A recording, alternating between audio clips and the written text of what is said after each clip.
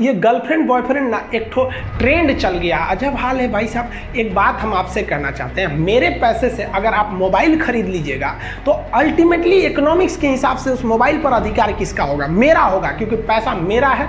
तो आप सोचिए, आप बाप के पैसा से अगर लड़की पटाएंगे तो लड़की किसकी होगी इकोनॉमिक्स के हिसाब से? बाप के लिए। तो लड़कियों को भी कहते हैं कि भाई ऐसा लड़का को मत वैल्यू दो जो बाप की कमाई पे तुमको घुमा रहा है। और लड़कों भी कहते हैं जागो, अगर बहुत शौक है ना गर्लफ्रेंड बनाने का तो अपने पैर पे खड़े हो जाओ। जिस दिन पैर पर खड़े होगे ना उस दिन समझ में आएगा ये सब चीज़ें फालतू चीज़ें होती है। कई लड़के बेचारे का दिल टूट जाता है, उनका शरीर एम्बुलेंस की तरह हो गया है, घायल दिल लेके घूम रहे हैं। अरे फालतू ये सब चीज़ें। जीवन में किसी के लिए आंसू मत बहाइएगा, वो आपके आंसुओं के काबिल नहीं होगा। और जो आपके आंसुओं के काबिल होगा वो कभी आपको रोने नहीं देगा।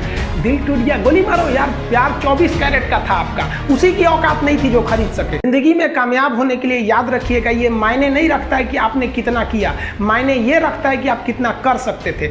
जब लंका में पुल बनाया जा रहा था पत्थरों को जोड़ जोड़ कर सीता माँ को लाने के लिए, तो बंदरों के साथ साथ गिलहरियाँ भी वहाँ पत्थर भर रही थी। तो इन सब से कितना पत्थर ही उठेगा। एक बंदर आया तो उठा के फेंक दिया गिलहरी को, भाग यहाँ से, तो इतनी पत्थर बीच में ला रही है। तो मर्यादा पुरुषोत्तम राम के पास वो जाके गिलहरी गिरी, तो गिलहरी को वो प्यार से सहलाए थे ना, तो ऐसा कहा जाता है कि इस पे जो निशान है गिलहरी के पीठ पे वो राम जी का है। राम जी ने उस बंदर को बुलाया और कहा कि देखो तुम इतना विशाल पत्थर उठा रहे हो तो तुम्हारा शरीर भी विशाल है, ये गिलहरी इतना बड़ा पत्थर उठा रही है जितना इसकी क्षमता है। तो आप अगर कामयाब होना चाहते हैं तो आप ये मत सोचिए कि आप हमने आज 8 घंटे पढ़ लिए या 8 घंटा हम मेहनत किए, आप ये सोचिए कि आप कितना कर सकते थे।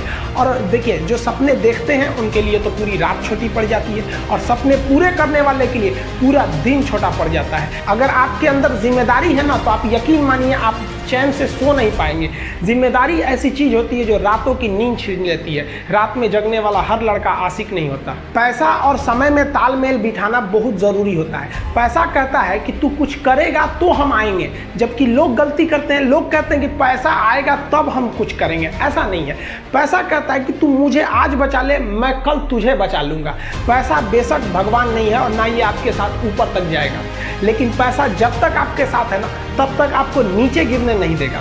देखिए, पैसा जीवन में बहुत कुछ है, बहुत कुछ, लेकिन पैसा सब कुछ नहीं है। इंसानियत मायने रखनी चाहिए। समय के साथ आप कभी खिलवाड़ मत कीजिएगा। दुख की बात यह है कि समय बहुत कम है, लेकिन सुख की बात यह है कि अभी भी समय है, लेकिन समय के पास इतना समय नहीं है कि आपको दोबारा समय देगा। वक्त नहीं लगाइए आपको यह निर्धारित करने में कि क्या करना है, वरना वक्त निर्धारित कर देगा आपका क्या करना है। हम सबकी सबसे पहली जो शिक्षक होती है वो माँ होती है, इसलिए माँ का शिक्षित रहना बहुत जरूरी है। अगर कोई शिक्षित माँ है तो वो कभी भी अपने बच्चे को शिक्षा से दूर नहीं करेगी।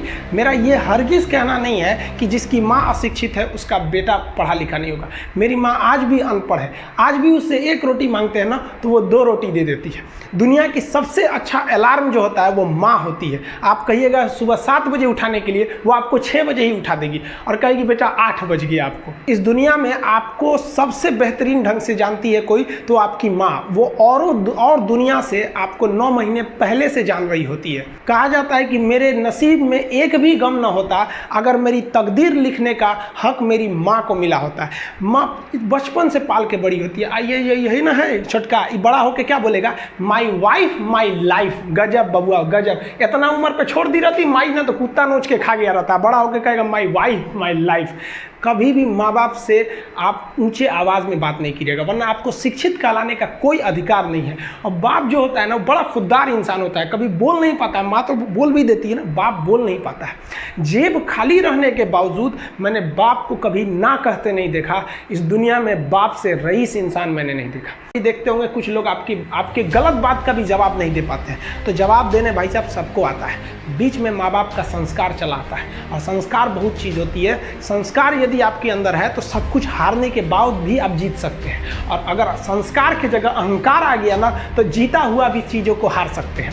कमज़ोर व्यक्ति ही दूसरे काम का बदला लेता है, लेकिन जो ताकतवर होता है वो माफ़ कर देता है। लेकिन जो बुद्धिमान व्यक्ति होता है वो इग्नोर कर देता है, नज़रअंदाज कर देता है और बच के निकल जाता है। क्योंकि अगर कोई व्यक्ति आपको पहली बार धोखा दिया तो इसमें उस व्यक्ति का गलती है, लेकिन वही व्यक्ति अगर दोबारा धोखा दिया तो इसमें आपकी गलती है। सबसे समझदार होके चलिए, और मिजाज में कुछ सख्ती भी रखिए। लोग पी जाते अगर समंदर खारा नहीं होता तो थोड़ा सा शक्ति भी बना के रखना चाहिए। इस दुनिया के कुछ दस्तूर हैं, आप किसी के लिए कितनी भी भलाई कर दे वो याद नहीं रखेगा, ये दुनिया का दस्तूर है। और आपकी गलती को कोई भूलेगा भी नहीं, इसे आप बुरा नहीं मानिए, ये दुनिया का दस्तूर है, इसे आप चेंज नहीं कर सकते। जैसे सूरज पूरब से निकलता है वैसे ही ये चीज़ें होंगी।